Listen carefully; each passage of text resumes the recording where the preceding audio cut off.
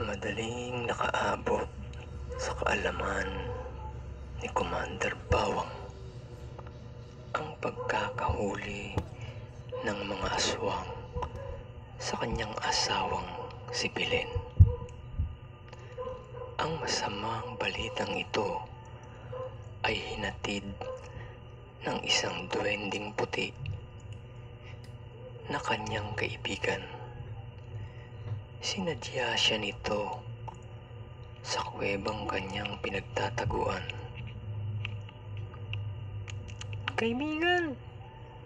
Kaibigan kong Miguel, ako ay may madalang masamang balita para sa'yo. Ang iyong asawang si Belen ay nadukot ng mga aswang na minsang lumuwas patungo sa bayan para mamili ng pangangailangan. Nagtagis ang mga bagang ni Miguel nang marinig ito. Ano pat matinding galit at pag-aalala ang mababanaag sa kanyang muka. Ang magkabilang palad ay ubod ng higpit na nakakuyom at nanginginig. Makikita sa kanyang muka ang takot na sa tanang buhay ay ngayon lamang niya naramdaman ng ganoong klase ng takot at kaba. Batid kasi niyang nasa matinding panganib ang asawa niyang si Belen.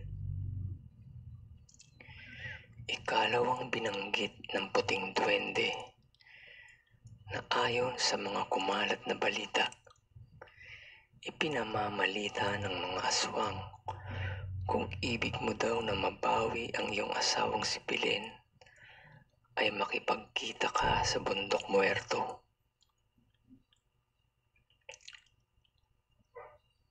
Mahigpit din ang bilin ng mga ito na dapat ay wala kang anumang dadalhing gamit sa pagpaslang sa mga aswang. Iwan mo rin daw ang lahat mong taglay na bertud at mutya.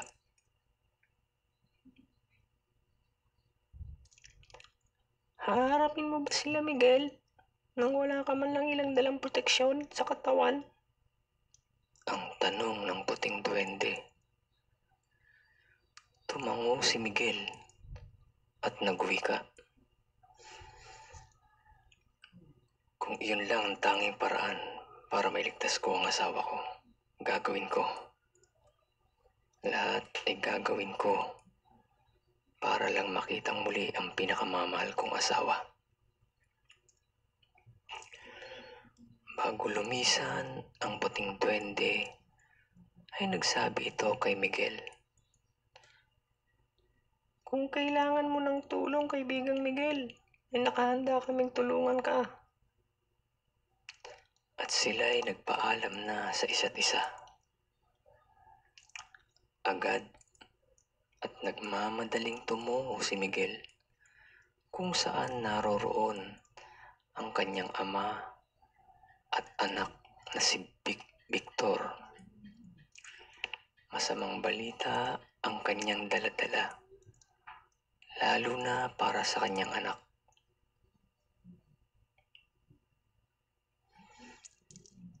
Itay, kailangan kong mabawi si Belen sa kamay ng mga aswang na dumukot sa kanya.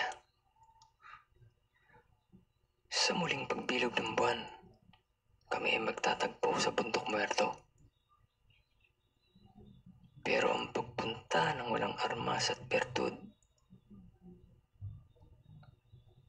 ay nangangahulugan ng iyong kamatayan. Siguradong pain lamang yun. At alam mong paghahandaan ka ng napakaraming aswang. Hangad nila ang iyong kamatayan, anak. Ang wika ni Lolo Mario para kay Miguel, na may matinding pag-aalala. Nag-iisang anak lang niya kasi ito. Itay, ang lahat ng mutya at bertud at agimat ko, iiwan ko sa iyo. Kung ano man ang mangyari sa akin, ikaw na ang bahala sa anak ko. Kung hindi kami makabalik sa ikalawang araw ng pakikipagkita ko, ito'y nangangahulugan lamang na kami ni Belen ay patay na. At sumapit na nga ang araw ng muling pagbilog ng buwan. Nakatakda na si Miguel na harapin ang galit ng napakaraming aswang. May takot siyang nararamdaman, hindi para sa kanya, kundi para kay Belen. Alam niya kasi sa sarili niya na siya ay may kakayahang lumaban at ipagtanggol ang sarili. At sumapit na nga ang araw ng muling pagbilog ng buwan. Nakatakda na si Miguel na harapin ang galit ng napakaraming aswang. May takot siyang nararamdaman, hindi para sa kanya, kundi para kay Belen. Alam niya kasi sa sarili niya na siya ay may kakayahang lumaban at ipagtanggol ang sarili laban sa mga aswang. Kahit wala siyang dalang armas, tanging mga buhay na salita at mga orasyon lang ang kaya niyang dalhin at magamit sa kanyang tangkang pagbawi kay Belen. Eksakto 12:00 ng gabi nang makarating si Miguel sa Bundok Muerto. Ramdam niya at naaamoy niya ang kapaligiran. Puno ito ng samut-saring uri ng aswang, maligno, at iba pang kampon ng kadiliman. Ang mga aswang din kasi ay may mga kapanalig na mga itim na engkanto at maligno. Idagdag pa ang nakababaliktad sikmurang baho sa buong kapaligiran. Amoy bulok na laman ng tao at sobrang lansa at baho. Mabuti at dumating ka, Miguel. O tawagin na lang kaya kitang Commander Bawang. Ang mataas na boses na bati nito. Nalalaman mo bang napakatagal naming hinintay ang pagkakataong ito? Dito sa lugar na to, dito ka mamamatay. Ikaw at ang asawa mo. At pagkatapos ay isusunod namin ang tatay at anak mo. Ha ha ha ha ha. Ang malakas na tawang iyon ay bumalot sa kalaliman ng gabi. Rinig sa buong kabundukan ang hiyawan ng mga aswang. Batid kasi nilang ito na ang oras ng kanilang pagtatagumpay. Pakawalan mo ang asawa ko! Malakas na sigaw ni Miguel sa pinunong aswang. Sinunod ko ang gusto mo. Hindi ako nagdala ng kahit anong armas, kaya pakawalan ninyo siya. Pagalit na utos ni Miguel sa mga ito. Isang malakas na pagtawa lang ang isinagot ng pinunong aswang kay Miguel na nang iinsulto. Pakawalan? Sino ka para magbigay ng pag-uutos sa amin? Wala ka sa lugar, Commander Bawang. Ako at ng mga kasama kong aswang ang may kontrol sa sitwasyon at hindi ikaw. Susundin mo lamang ang lahat kong sasabihin. Kung hindi ay mamamatay ang pinakamamahal mong asawa. Sumenyas ang pinunong aswang sa kanyang mga kasama, nadakpin at itali ng mga ito si Miguel. Subalit bago pa lamang makalapit ang isa, ay tumama na sa pagmumuka nito ang malakas na sapak ng kamao ni Miguel. Sadsad sa lupa ang aswang. Pasigaw na nagsalita ang pinunong aswang. Ulitin mo pa ang paglaban na tinitiyak ko sa iyo na sa harap mo gigilitan ko ng leeg ang asawa mo. At bakit parang may taglay ka pang Bertod? Hindi ba't ibiniling ko na hindi ka maaaring magdala ng anumang uri ng agimat o Bertod? Sumagot si Commander Bawang na ang sabi, wala na akong taglay na Bertod at mutya. Ang tanging nasa akin na lamang ay ang aking mga tattoo. Ito ay buhay ng mga kataga.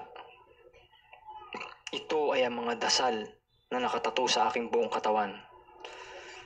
Ang taglay na lakas at kapangyarihan ni Miguel ay 1/8 ng kanyang buong kapangyarihan. Pero gaya nga ng sinabi ko, kahit ganun na lamang ang taglay niyang kapangyarihan, ito ay nakakapaminsala pa rin sa mga aswang. Muli ay tinangka nilang igapo si Miguel at sa pagkakataong ito ay di na muling lumaban. Matagumpay nila itong naitali kasama ang kanyang may bahay. Ang lahat ng naroroon ay nagdiriwang. Ang mga pangil matatalas na kuko at matinding pagkagalit kasabay ng matinding paglalaway. Halos lahat sila ay ibig na nila itong sugurin at pagpira-pirasuhin. Subalit, lahat sila ay pigil sapagkat wala namang utos na ganoon ang kanilang gagawin.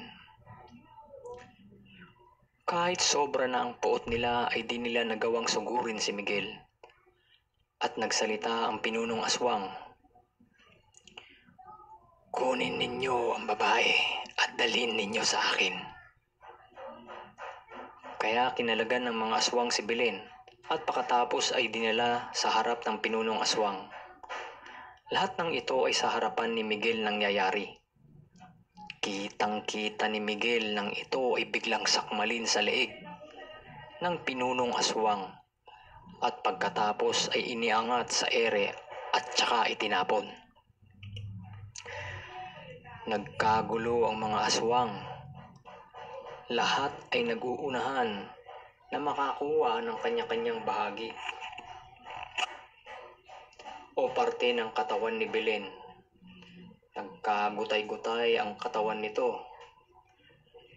Ang eksena ay nakaririmarim. Para kang nanonood ng National Geographic. Yung grupo ng mga wild dog na buhay na kinakain ang kanilang biktima at pinaghihiwa-hiwalay ang katawan ng kanilang biktima. Halos mamao si Miguel sa kasisigaw. Hindi siya makapaniwala na ganoon ang sasapitin ng kanyang asawa. Magkahalo na ang kanyang luha at sipon. Halos mabaliw na siya ng mga oras na iyon. At nag-utos ng muli ang pinunong aswang. At may lumapit na nagdala ng mga kahoy na panggatong, may mga nagdala ng tuyong dayami at gasolina. Unti-unti ay ibinuhos nila ang gasolina sa buong katawan ni Miguel, mula ulo hanggang paa, at kanila itong sinilaban. Nakapangingilabot ang matinding sigaw ng sakit na dulot ng pagkakasunog ng buhay ni Miguel.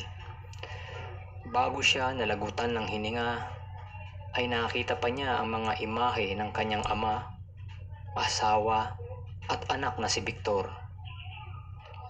Sa mga sandaling iyon naman ay biglang nakaramdam ng kirot ang ama ni Miguel, na si Mang Mario. Tila ba may tumagos na punyal sa puso niya ng mga oras na iyon.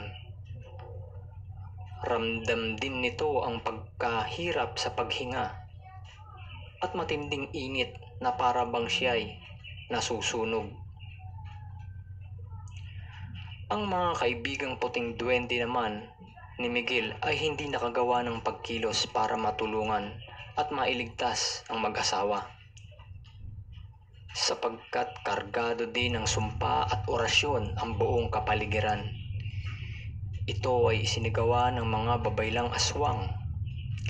Idagdag pa ang puwersa ng napakaraming itim na maligno, engkanto, kapre, tikbalang at itim na mga duwende.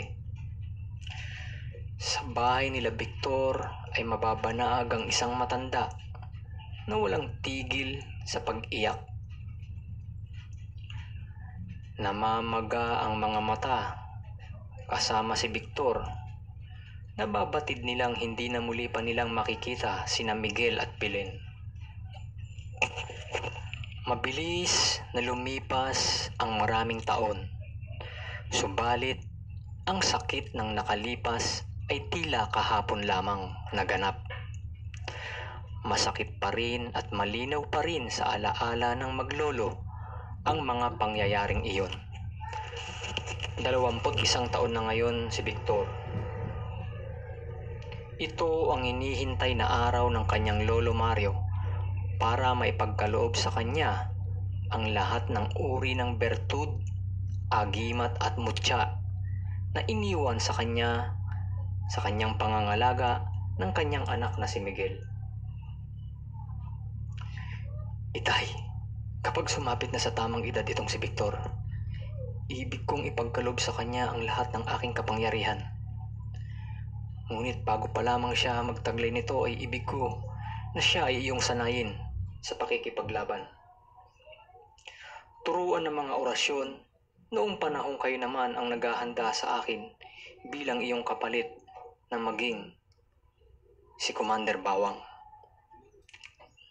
Batid ni Lolo Mario na tanging si Victor na lamang ang natitirang buhay na puwersa na maaaring sumupil at humadlang sa idinudulot na takot ng mga aswang. Ang panahon niya bilang si Commander Bawang ay lipas na. Tinalo na siya ng katandaan, kaya nga ipinasa niya na ito sa kanyang anak na si Miguel. At ngayon ay sa kanyang apo na si Victor naman. Gumising si Victor ng maaga ng araw na iyon. Subalit, mas maagang nagising ang kanyang lolo Mario. Nakita niya itong nakaupo sa harap ng balkonahe ng kanilang kubo na gawa sa kawayan. Malayo ang tingin at mababakas sa mukha nito ang malalim na pag-iisip. Magandang umaga po, Lo. Ang bati ni Victor. Tsaka lamang ito tila bumalik sa realidad. Ito ay dahan-dahang lumingon sa kanya at ngumiti. Sa isip ng matanda ay binatang-binata na ang aking apo. Naalala tuloy niya ay hindi niya napigilang maikumpara ang kanyang kabataan noong panahon niya at ng kabinataan ng kanyang anak naman na si Miguel. Batid ni Lolo Mario na si Victor ang isang malakas na puwersa na maaaring dumurog sa mga aswang. Taglay kasi nito ang matinding puot at nagsusumigaw sa kaibuturan nito ang salitang paghihiganti. Apo, magkape ka na. May mainit na akong tubig dyan na nakasalang sa dupungan. May nilaga na rin akong saging na saba. Nung mga oras ding iyon, ganap na 6:00 ng umaga, ay may una nang dumating na bisita. Ito ay ang grupo ng mga puting duwende. May handog silang regalo para kay Victor. Natuwa si Lolo Mario pagkakita sa mga ito. At madali niyang tinawag si Victor upang makaharap ang mga puting duwende. Isang kwintas na hugis bawang ang regalo ng mga ito. Ito ay yari sa purong ginto. Kasabay na rin ang paghingi ng paumanhin ng mga ito sa maglolo. Dahil hindi sila nakatulong sa ama at ina na si Belen. Binigyan din nila si Victor ng instruction kung papaano magagamit ang gintong kwintas.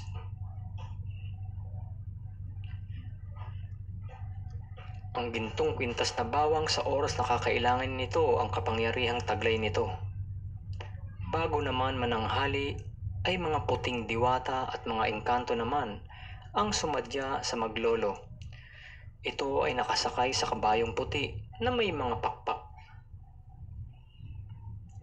Sinabing sila ay nagmula pa sa tagong lungsod ng Beringan, isang kaharian ng mga puting diwata at engkanto.